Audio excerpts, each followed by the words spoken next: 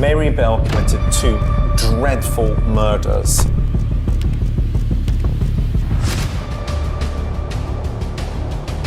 I believe that people have the propensity to be bad when they are born. I just don't think the law, the policing or the government had any idea what to do with these. What if I told you some of the most heinous crimes were actually committed by kids?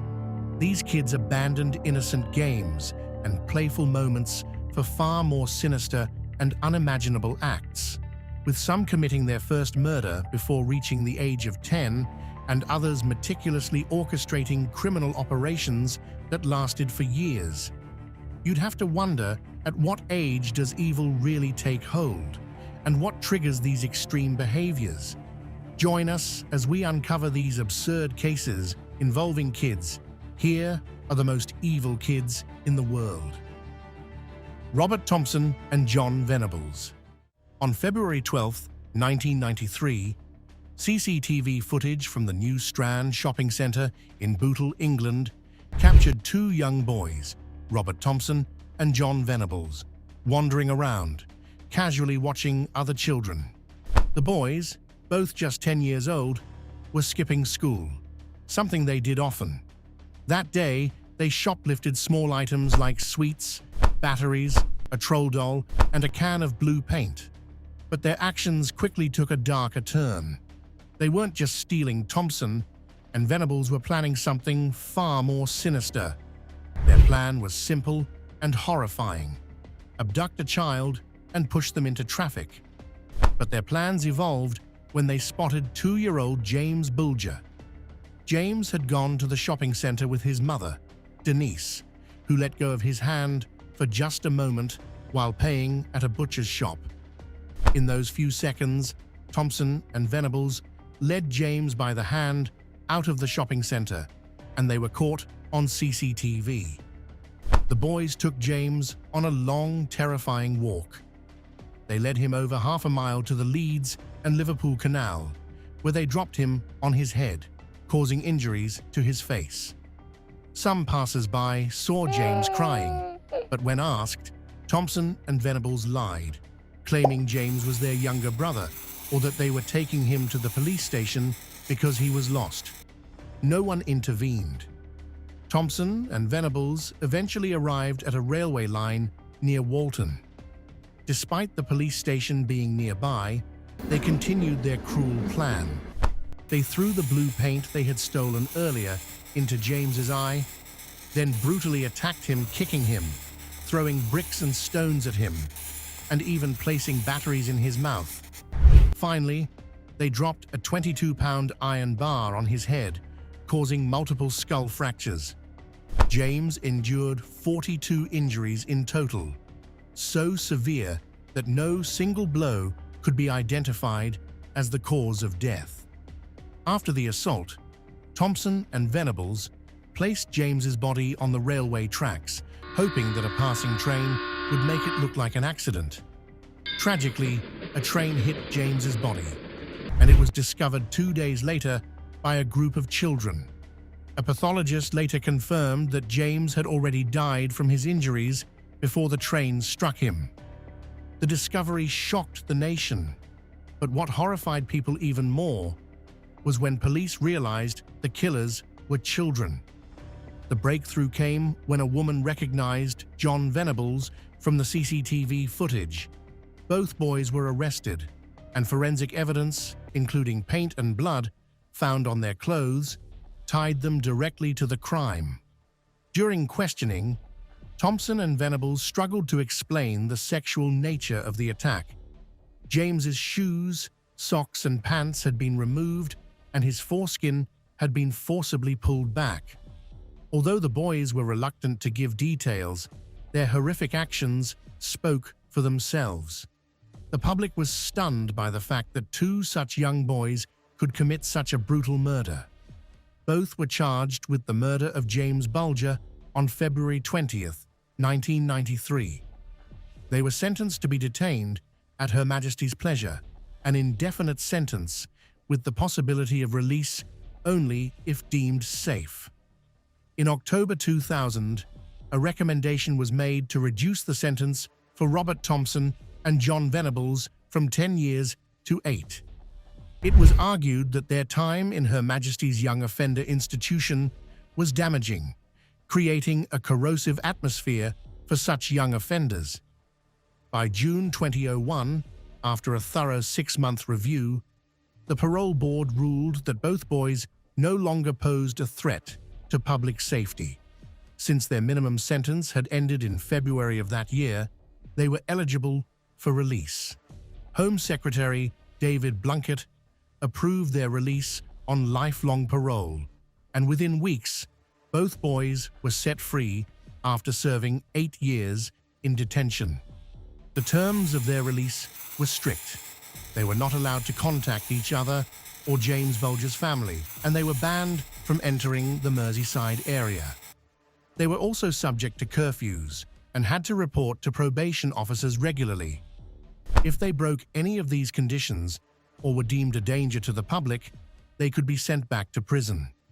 After the trial, a court order was put in place to prevent the media from publishing any details about Thompson and Venables, including their new identities. Just thinking about how young this duo was and the horrific things they did is enough to send chills down anyone's spine. But what's even more unsettling is that the next kid didn't just commit heinous crimes, she was also clever enough to cover their tracks. Mary Bell. Mary Bell's early life was difficult and sad, very different from what most children experience. Her mother, Betty, was often away to give other men pleasure, leaving Mary and her siblings in the care of their father when he was around. Mary was born when Betty was just 17 years old, and her real father was a mystery. For most of her life, Mary believed her father was William Bell, a man with a troubled past who wasn't always kind or dependable. Mary's aunt, Isa, recalled how Betty didn't even want to hold Mary when she was born, telling the doctors to take her away. As a toddler, Mary faced dangerous situations with her mother. One day, Betty gave Mary sleeping pills and then dropped her out of a window in what seemed like a staged accident. In another attempt to get rid of her daughter, Betty gave Mary away to a mentally ill woman who couldn't have children. Thankfully, Mary's older sister, Catherine, bravely traveled across Newcastle to bring Mary back home. Despite Betty's mistreatment, she refuses to let anyone else take care of Mary. Sadly, one of the darkest moments in Mary's childhood came when her mother blindfolded her and forced her to give pleasure to strangers. These traumatic events had a deep impact on Mary. Both at home and at school, she acted in ways that frightened others. Her moods would change quickly, from happy to angry in an instant. She also wet the bed, which embarrassed her. But what worried people the most was her unpredictable and violent behavior. Mary often got into fights with both boys and girls. On more than one occasion, she tried to choke or suffocate other kids during playtime. One particularly frightening moment happened when Mary shoved sand into a little girl's mouth, trying to stop her from breathing. This kind of behavior made other children afraid of Mary, and they began avoiding her. Because of this, Mary spent most of her time with Norma Joyce Bell, a girl who lived next door. Though they had the same last name, they were not related. Norma, who was 13, became Mary's close friend, and the two often played together in their neighborhood. By 1968, the children at Delaval Road Junior School had grown used to Mary's strange behavior. They knew that when Mary started shaking her head and glaring at someone, trouble was coming. Whoever she stared at was likely to be her next target. 14 days later, just one day before her 11th birthday, Mary Bell went into an old, empty house on St. Margaret's Road. There, she found 4-year-old Martin Brown, playing alone, and what happened next was heartbreaking. Mary strangled Martin in one of the empty upstairs rooms. She was all by herself, and it's believed she did this terrible thing on her own. Later that day, 3 children playing nearby found Martin's body. He was lying on his back, with his arms stretched above his head. The scene was confusing because there were no obvious signs of injury, only a few tiny spots of blood and some foam around his mouth. A kind local worker named John Hall rushed over when he heard what had happened. He tried his best to save Martin by performing CPR, but sadly, it didn't work. As John was trying to help, Mary and her friend Norma came to the door and watched for a moment before they were asked to leave. The 2 girls then ran to Martin's aunt's house to tell her that Martin had passed away. On Mary's birthday, she and Norma broke into a nursery on Woodland Crescent. They climbed onto the roof, peeled off some tiles, and snuck inside. Once inside, they made a big mess, tearing books, flipping over desks, and smearing ink and bright poster paint everywhere. The next day, when the staff arrived at the nursery, they were shocked by the chaos. They quickly called the police, who found something strange: 4 notes that seemed to brag about the sad murder of little Martin Brown. Just 2 days later, before Martin's funeral, Mary and Norma paid a visit to Martin's mother, June, under the pretense of wanting to see him. When June told them they couldn't see Martin because he had passed, Mary said something shocking. "Oh, I know he's dead. I want to see him in his coffin." Sadly, Martin's death was just the beginning. On July 31st, 1968, 3-year-old Brian Howe was playing outside his house, but when he didn't come home, his family became worried. They searched the streets, calling his name, but couldn't find him. Later that night, a search party found Brian's body hidden between 2 large concrete blocks. Someone had tried to cover his small body with grass and weeds. His lips were blue, and there were bruises on his neck. Nearby, a pair of broken scissors was found. The coroner later said that Brian had been strangled by someone who used only a small amount of force, meaning the person who hurt him was likely a child. When detectives looked closely at Brian Howe's clothing and shoes, they found strange gray and maroon fibers. These fibers didn't belong to anything in Brian's home, suggesting they came from his killer. The discovery of Brian's body started a big investigation. More than 100 detectives from across Northumberland worked to find out what happened, and by August 2nd, over 1,200 children had been questioned about where they were when Brian died.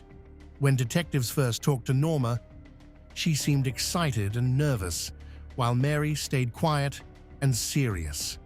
Both girls gave confusing answers and tried to avoid some questions, but they admitted they had played with Brian that day. However, they both insisted they hadn't seen him after lunchtime.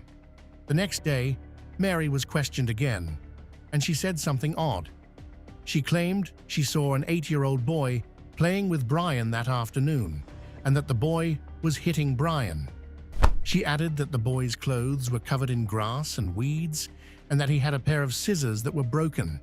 This made detectives suspicious because only the police knew about the broken scissors found near Brian's body.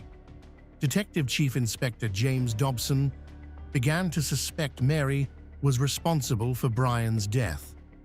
The boy Mary mentioned was quickly questioned, but he had an alibi. He was at Newcastle International Airport that day, with many people confirming his whereabouts. Later, Norma Bell's parents contacted the police, saying Norma had something important to confess. Norma told DCI Dobson that Mary had taken her to see Brian's body. She said Mary had strangled Brian and told her she enjoyed it. Mary even showed her the scratches she had made on Brian's stomach with a razor blade and she mentioned using the broken scissors. Norma led the police to the crime scene and showed them where the razor blade was hidden. She also drew a picture of the marks on Brian's stomach, which matched the coroner's report. This made Norma's story more believable. The next day, police visited Mary again.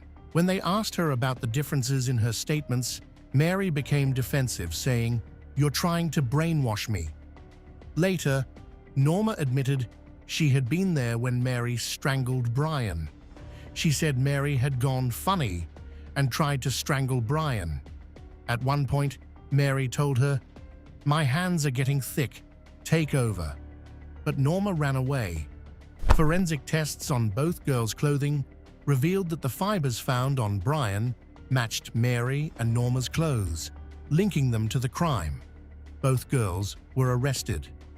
Mary Bell was convicted of manslaughter for the deaths of Brian and Martin Brown, but Norma was found not guilty. At just 11 years old, Mary became the youngest girl in Britain ever convicted of such a crime. Her thirst for blood was insatiable, and so was ready for the next assailant on this list. Craig Price. At just 13 years old, this boy committed his first murder. On the night of July 27, 1987, in Warwick, Rhode Island, he broke into a home just 2 doors down from his own. He found a knife in the kitchen and brutally stabbed 27-year-old Rebecca Spencer 50 times, killing her. 2 years later, at 15, Price struck again. On September 1, 1999, while high on marijuana and LSD, he entered the home of his neighbors, the Heaton family. There, he violently murdered 39-year-old Joan Heaton, stabbing her 57 times. Joan's 10-year-old daughter Jennifer saw the horrifying attack on her mother and tried to stop him. Price then stabbed Jennifer 62 times. Finally, he turned to 7-year-old Melissa, who also witnessed the attack, crushing her skull and stabbing her 30 times. The stabbings were so savage that the knife handles broke, leaving the blades stuck inside their bodies. One of the blades was found lodged in Jennifer's neck. Despite the unimaginable brutality of the crimes, Craig Price showed no remorse when he confessed to the murders. He claimed that his violent outbursts were fueled by years of racism, which he said began in his childhood, when a group of white adults allegedly yelled racial slurs at him and tried to run him over with their car. This, according to Price, was the start of his deep anger and desire for revenge. Craig Price's violent streak continued even behind bars. After being moved from the adult correctional institutions in Cranston, Rhode Island, to Florida in 2004 because of his aggressive behavior, he had several run-ins with the law while serving his time. In March 29, Price was denied parole, and his release date was set for May 2020. However, just a few months later, in July 2009, he got into a fight with another inmate in a Florida prison. During the brawl, as guards tried to break it up, Price used a handmade shiv, stabbing one of the correctional officers in the finger. This incident led to his transfer to a different facility. Price's violence escalated in 2017 when he stabbed fellow inmate Joshua Davis at the Suwannee Correctional Institution in Florida. Armed with a 5-inch homemade knife, Price attacked Davis, leading to more charges. For this crime, on January 18, 2019, Price was sentenced to an additional 25 years in prison, further delaying any possibility of release.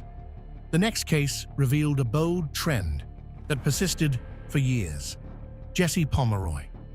In 1872, the quiet town of Chelsea, Massachusetts, was shaken by a series of frightening events.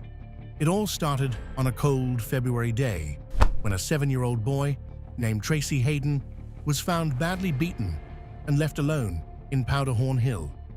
People in the town were scared, wondering who could have done such a cruel thing. A few months later, in May, an 8-year-old boy named Robert Meyer was also beaten and left in an abandoned outhouse. And then in July, little Johnny Balch was discovered tied up and hurt in another empty outhouse on the same hill. The townspeople whispered about these strange, scary attacks, and children were warned not to go out alone. As the attacks continued, the Boston Globe wrote about the fiendish boy behind the violence. The newspaper called him dangerous, and the entire town was on edge, fearing who might be hurt next. In early August, a woman named Ruth Ann Pomeroy moved with her children from Chelsea to South Boston. Her husband had abandoned them, leaving her to care for her family. Just a few weeks after they moved, another terrible incident happened. A young boy named George Pratt was beaten by some local fishermen who found him on the shores of South Boston. People were now terrified that the fiendish boy had followed them to their new neighborhood. The attacks didn't stop. Barely a month later, on September 11th, 7-year-old Joseph Kennedy was lured to an empty boathouse near the salt marshes of South Boston. He was beaten and cut with a pocket knife. Then, only 6 days later, railway workers stumbled upon little Robert Gould, just 5 years old, tied to a telegraph post. He had been beaten and slashed with a knife. The whole town was in a panic. Who was behind these horrible attacks? One day, Jesse Pomeroy was walking past the South Boston police station. He looked through the window, and something unexpected happened. Joseph Kennedy, one of the young boys who had been attacked, was inside the station. When he saw Jesse, he shouted, pointing to him as his attacker. The police immediately arrested Jesse Pomeroy. To everyone's surprise, Jesse, only 13 years old, confessed to being the boy torturer behind all the terrible crimes. Jesse was put on trial, and the children who had been hurt all identified him as the one who had attacked them. On September 21st, 1872, Jesse Pomeroy stood before the judge and admitted to his cruel acts. He was found guilty and sentenced to 6 years in a reform school, but that was of no help. A year and a half later, 14-year-old Jesse Pomeroy was released from the reform school and returned to live with his mother and brother in South Boston. Just a month after Jesse's return, in March 1874, something terrible happened. A young girl named Katie Curran, only 10 years old, went missing in South Boston. Her family searched everywhere, but there was no trace of her. Then, in April of that year, another tragedy struck. The body of a 4-year-old boy named Horace Millen was found on the marshy shore of Dorchester Bay. His body had been terribly hurt, and the entire town was shocked and scared. The police immediately began looking for Jesse Pomeroy, even though they didn't have any proof that he was involved. They knew about his violent past and believed he might be responsible. The investigation continued, and soon after, the police made a horrifying discovery. The missing girl, Katie Curran, was found in the basement of Jesse's mother's dress shop. Her body had been hidden in a pile of ashes as if someone had tried to cover up the crime, but hadn't done a good job. With these two horrifying discoveries, the police were confident they had found the person responsible for the crimes. Jesse Pomeroy was arrested and charged with the murders of both Katie Curran and Horace Millen. His case sparked widespread controversy, much like the case of the next criminal. The actions of these individuals, along with the evidence presented against them, raised serious questions about how the judicial system could have failed so significantly. Nathaniel Abraham. At just 11 years old, Nathaniel Abraham became the youngest American ever convicted of murder as an adult, sparking a national debate about whether children should face adult trials. In Pontiac, Michigan, on October 29, 1997, Nathaniel was arrested for the murder of an 18-year-old boy. The boy had been standing outside a party store when he was shot in the head by a single .22 caliber bullet. He died the next day from his wounds. Nathaniel admitted to police that he had been firing the rifle in the direction of the store on the day of the shooting, but claimed he was just shooting at trees and hadn't meant to hit anyone. Despite his claims, Oakland County prosecutors believed otherwise. They argued that Nathaniel had deliberately aimed to kill someone that day and had even bragged about it afterward. They received approval to charge Nathaniel with first-degree murder and other felonies, trying him as an adult under Michigan's strict new law. Nathaniel Abraham hardly looked like a dangerous criminal. The 65-pound boy appeared in court wearing oversized prison clothes, tearful and confused during pre-trial hearings. Yet, the prosecutors argued he was exactly the type of young offender that Michigan's tough 1996 law was designed to punish. Before the shooting, police had suspected Nathaniel in nearly 24 crimes, including burglary and assault, though he had never been formally charged. Nathaniel's case caught the attention of high-profile attorney Jeffrey Feger, famous for defending Dr. Death, Jack Kevorkian. Feger took on the case for free and filed numerous motions that delayed the trial until October 1999. When the trial began, prosecutor Lisa Halushka presented a chilling statement to the jury. "I'm gonna shoot somebody." She claimed Nathaniel said this to his girlfriend just days before the shooting. Halushka brought forward witnesses who described how Nathaniel's actions were not just reckless, but intentional. He had stolen the rifle, practiced shooting at balloons, and even fired the gun at a neighbor's house just before the fatal shooting. According to the prosecutor, Nathaniel's changing stories to the police showed he knew what he had done was wrong. Defense attorney Feger countered that the shooting was a tragic accident. Nathaniel had fired the gun, but hadn't meant to hit anyone. Feger brought in a skilled marksman who testified that it would have been nearly impossible to aim and hit the victim from over 200 feet away with the old, damaged rifle Nathaniel had used. Feger also called child psychologists to testify about Nathaniel's mental state. They explained that his IQ was 70, and at the time of the shooting, his thought process was more like that of a 7-year-old. Feger argued that Nathaniel could not form the intent to kill. However, the prosecution brought in their own psychologist to challenge this claim. Although Nathaniel was charged with first-degree murder, the prosecutors asked Judge Eugenia Moore to let the jury consider lesser charges. The judge agreed. The jury found Nathaniel guilty of second-degree murder. The judge decided that Nathaniel should be sent to a maximum security juvenile detention center and be released when he turned 21. In 2007, after spending years behind bars, Nathaniel was finally freed.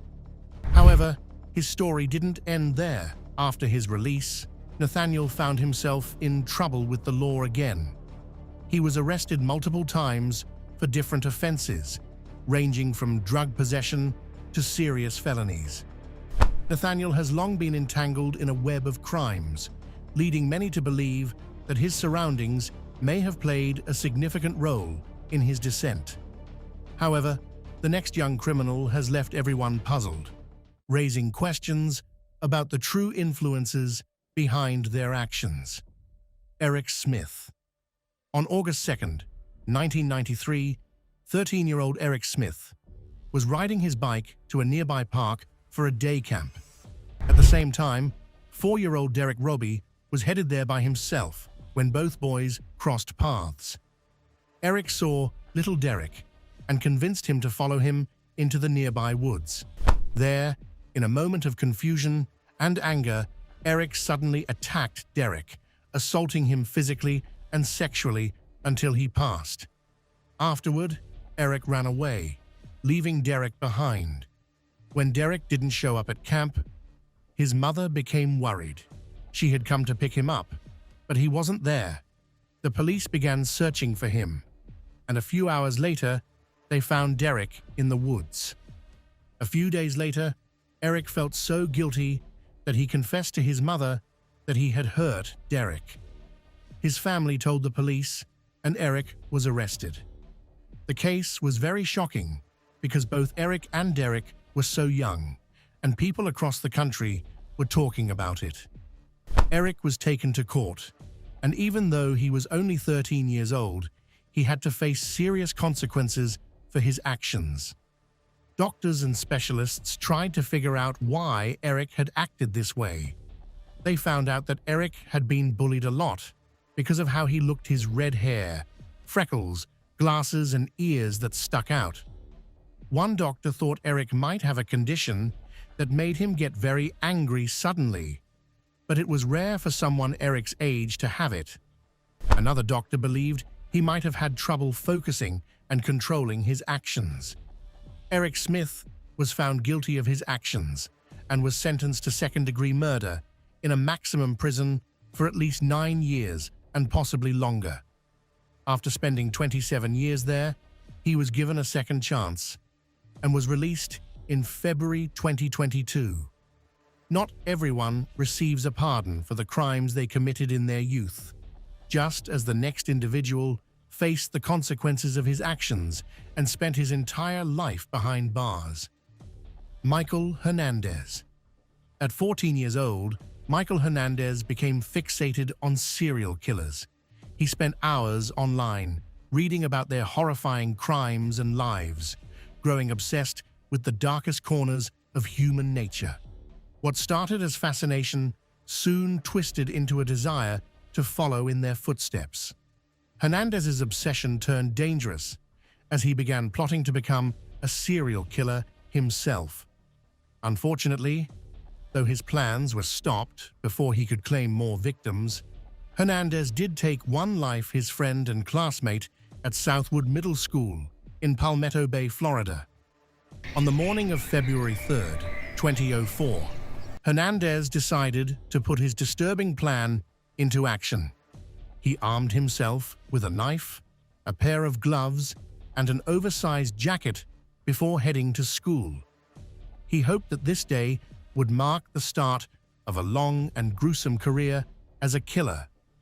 He had chosen a victim and approached a fellow student, inviting him to look at something in the boy's bathroom. But the boy sensed something wasn't right and refused to go.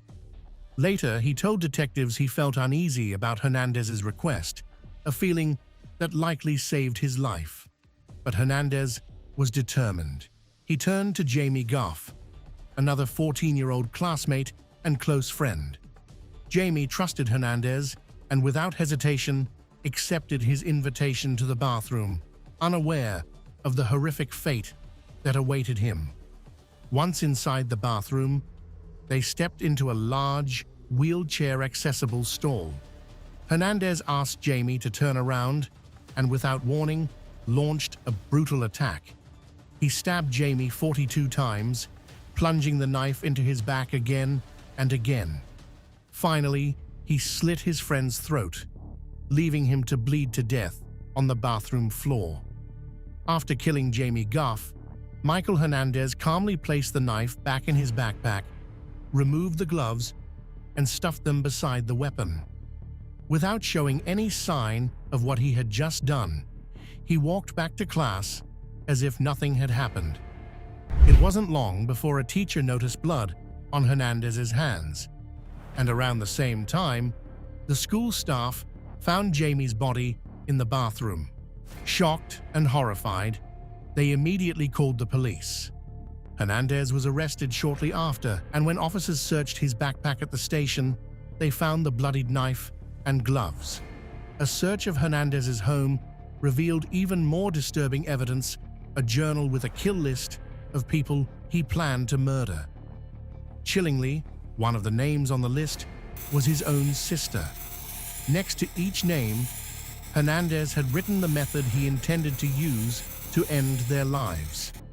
In another journal entry, he had detailed a list of supplies he needed to create his murder kit, showing just how far his deadly plans had progressed. Despite his attempt to plead not guilty by reason of insanity, the court rejected the claim. In 2008, Hernandez was sentenced to life in prison for the murder of Jamie Goff. While serving his sentence at Columbia Correctional Facility, Hernandez died on April 29, 2021, at the age of 31. His death was attributed to cardiac dysrhythmia, linked to his morbid obesity. Sometimes, the harsh conditions in which these kids grow up can drive them to radicalization and foster a dangerous thirst for violence. Brenda Ann Spencer. After her parents divorced, Brenda lived with her father, and because they didn't have much money, both she and her father had to sleep on a single mattress in the living room. Their house was messy, with empty bottles lying around.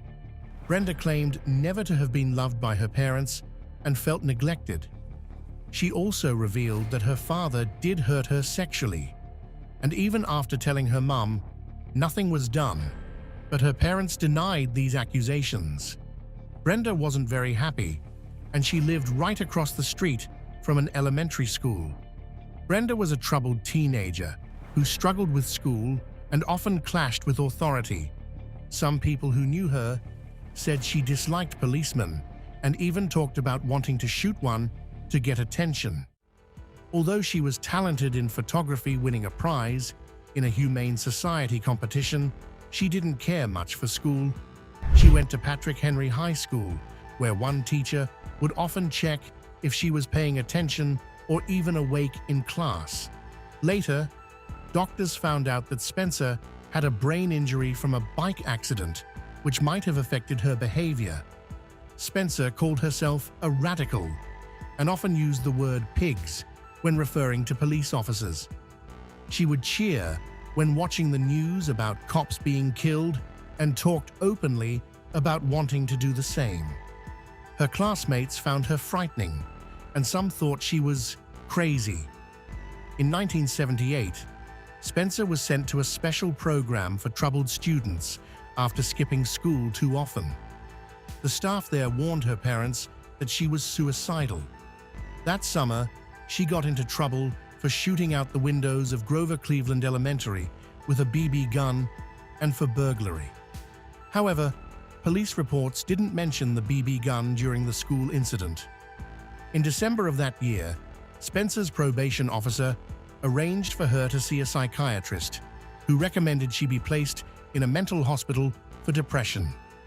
But her father refused. Instead, for Christmas 1978, he gave her a Ruger 1022 rifle with a telescopic sight and 500 rounds of ammunition. Spencer had asked for a radio, not a gun. When asked why her father would give her a rifle, she chillingly replied, "He bought the rifle so I would kill myself." On the morning of Monday, January 29, 1979, 16-year-old Brenda Spencer stood in her house and started shooting at children who were waiting for the school gates to open. The kids were gathered outside Grover Cleveland Elementary, where 53-year-old Principal Burton Ragg was about to let them in. Spencer's first target was a 9-year-old boy named Cam Miller, just because he was wearing her favorite color, blue. She shot and hurt 8 children that day. Spencer then aimed at Principal Ragg and shot him as he tried to help the students. She also killed Mike Suchar, a 56-year-old custodian who was pulling a child to safety. A police officer named Robert Robb, who had rushed to the scene, was shot in the neck as soon as he arrived. More people could have been hurt or killed, but the police acted quickly. They blocked her view by parking a garbage truck in front of the school's entrance, preventing her from firing at more children. After shooting 36 rounds, Spencer locked herself inside her house. While hiding there, she talked to a reporter on the phone. The reporter had randomly called people in the area, and Spencer shockingly admitted she was behind the shooting. When asked why she did it, she coldly said, "I don't like Mondays. This livens up the day." She also told the police that the people she shot were easy targets and threatened to come out shooting. Hours later, Spencer finally gave up and surrendered. She reportedly came out after police negotiators promised her a Burger King meal. Spencer was charged as an adult and pleaded guilty to 2 counts of murder and assault with a deadly weapon. On April 4th, 1980, just a day after she turned 18, she was sentenced to 25 years to life in prison. 9 counts of attempted murder were dropped. While in prison, Spencer was diagnosed with epilepsy and received medication for that and depression. She spent her time working on repairing electronic equipment at the California Institution for Women in Chino. Spencer became eligible for parole hearings in 1993. At her first hearing, she claimed she had wanted the police to shoot her that day and said she had been using alcohol and drugs, though tests taken when she was arrested showed no drugs in her system. In a later parole hearing in 2001, Spencer told the parole board didn't believe her, as she had never mentioned this before. In 2005, another parole hearing was denied after an incident where Spencer hurt herself by scratching the words "unforgiven" and "alone" into her skin. In 2009, the board again refused her release and ruled she wouldn't be considered for parole for another 10 years. As of 2022, Spencer agreed she wasn't ready for parole and wouldn't be eligible for another hearing until 2025. She remains in prison at the California Institution for Women in Chino. Whether Brenda's actions were premeditated or not, it's evident that a sudden surge of emotion can lead to the most heinous crimes, and the last kid on this list serves as a clear example: Joshua Phillips. Known around the neighborhood as quiet and friendly, 14-year-old Joshua shared a close friendship with a girl named Maddie, who lived nearby. Maddie's mother, Sheila, never had any concerns about Joshua. He had never been in trouble, and there was no sign of violent behavior in his past. At school, Joshua was a popular kid, well liked by both his teachers and classmates. His teacher even described him as fun and silly, just like any other boy his age. On November 3rd, 1998, Joshua Phillips was home alone when 8-year-old Maddie Clifton came by asking him to play baseball. Despite knowing he wasn't allowed to have friends over when his parents weren't home, Joshua agreed. As they played in the yard, a mishap occurred. Joshua accidentally hit Maddie in the eye with the ball. She started bleeding, crying, and screaming in pain. Panicked and afraid of what his father would do if he found out, Joshua made a terrible decision. In his fear, he dragged Maddie inside the house. He claimed that as he pulled her, her clothes came off from her lower body. Desperate to stop her from screaming, Joshua struck her with the baseball bat, hoping it would quiet her. Afterward, in a rush of confusion and terror, he hid her under his bed. When Joshua's father returned home, he acted as though nothing had happened, interacting with him briefly before retreating back to his room. But when he checked on Maddie, he realized she was still alive, quietly moaning. In a state of panic, Joshua grabbed a knife from his Leatherman tool, removed the mattress, and ended Maddie's life by cutting her throat and stabbing her multiple times. That same evening, Maddie's family reported her missing at around 5 in the evening, and the entire neighborhood began searching for her. Joshua even joined in on the search, blending into the efforts as if nothing had happened. In the days that followed, Joshua lived in denial. But a week later, on November 10th, Joshua's mother, Melissa, went into his room and noticed a wet spot on the floor. Alarmed, she searched further and made a horrifying discovery. Maddie's body was hidden under Joshua's bed. She immediately left the house and called the police. Joshua was arrested at school later that day and confessed to the murder soon after. Prosecutors, however, questioned parts of Joshua's story. State Attorney Harry Shorstein suggested that the crime may have had a sexual motive, noting that Joshua had talked about sexual matters with both Maddie and her older sister. Though the autopsy found no evidence of sexual assault, prosecutors argued that the lack of dirt and sand on Maddie's body didn't align with Joshua's claim that her clothes came off as he dragged her inside.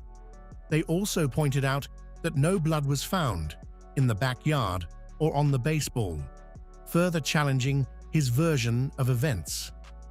Joshua Phillips was tried as an adult for the murder of Maddie Clifton.